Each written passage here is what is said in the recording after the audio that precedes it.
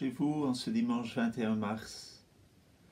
Au cœur de l'évangile de ce jour, nous avons la question des Grecs. Nous voulons voir Jésus. Si nous faisons Lectio Divina, si nous cherchons à scruter les évangiles et les Écritures, si nous voulons garder les paroles de Jésus dans nos cœurs, c'est bien parce que nous voulons voir Jésus. Et que cette parole et cette phrase, cette question des Grecs, c'est aussi la nôtre. Ça me fait penser à tous ces vestiges, tous ces signes que le Seigneur nous a donnés, en particulier de sa passion. Ces paroles, évidemment, son Eucharistie, mais aussi sa croix, que nous avons retrouvée à Jérusalem, des parties du Saint-Sépulcre, la couronne d'épines, le linceul, sa tunique, la lance, tout plein de signes qui nous sont donnés, que l'histoire nous a transmises pour que nous ayons des témoignages, des vestiges, non pas des preuves de la résurrection, mais des signes qui nous renvoient vers ce grand mystère de la passion et de la résurrection de Jésus.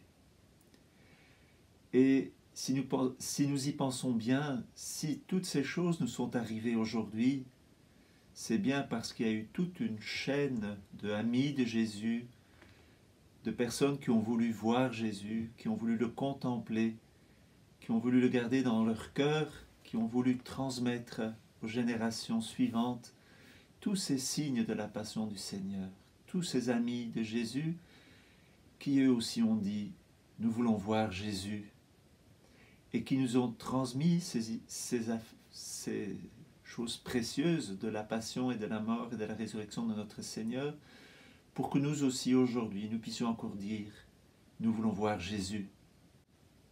Eh bien, toutes ces personnes ont gardé Jésus dans leur cœur. C'est sûrement ce qu'il y a de plus précieux pour nous. Et en ce dimanche, nous pouvons vraiment demander cette grâce. Si nous faisons le carême, si nous passons ce temps de pénitence, ce n'est pas pour nous montrer forts et beaux parce que nous sommes capables de faire pénitence. C'est pour que nous puissions voir Jésus, pour que nous puissions connaître Jésus. C'est ce que Jérémie nous dit dans la première lecture. « Car tous me connaîtront, des plus petits jusqu'aux plus grands. » Et c'est vrai, le Seigneur pardonnera leurs fautes, il ne se rappellera plus leurs péchés. Pourquoi?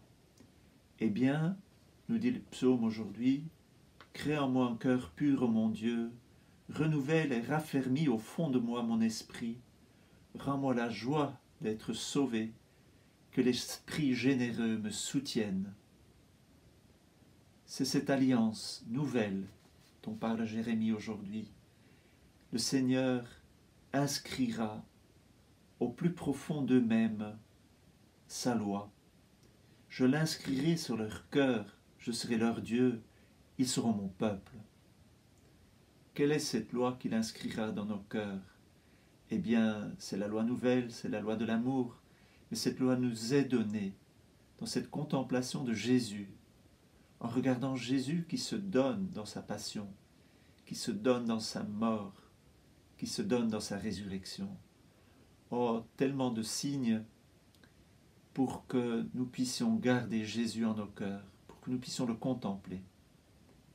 Si nous voulons faire plaisir à Dieu, si nous voulons faire plaisir à Jésus, c'est que nous gardions cette image de Jésus dans nos cœurs, l'image de sa passion, l'image de sa résurrection, le signe, le témoignage de son amour pour nous.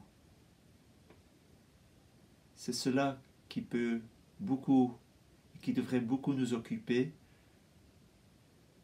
jusqu'à Pâques et puis toute l'année, pour que la fête de Pâques soit une source quotidienne, une joie permanente, parce que nous avons affaire avec Jésus, parce que nous voulons voir Jésus qui se donne présent dans nos vies. Et c'est sûrement ce qui peut transformer nos vies.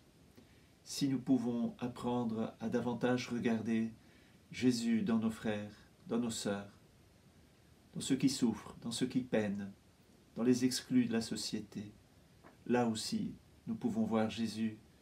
Mais pour cela, il faut vivre ce grand mystère face à Jésus, en lisant sa parole, en vivant l'Eucharistie, en prenant du temps pour l'écouter dans nos cœurs, en lui demandant et en demandant à l'Esprit Saint de nous montrer Jésus, de nous faire connaître Jésus. Nous voulons voir Jésus. Nous sommes comme ces Grecs, comme ces païens, comme ces gentils qui viennent vers Jésus, qui viennent vers Philippe, qui viennent vers André. Nous voulons voir Jésus.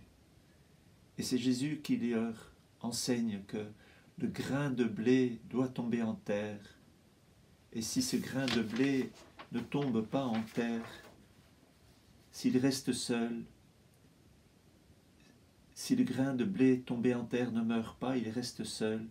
Mais s'il meurt, il porte beaucoup de fruits.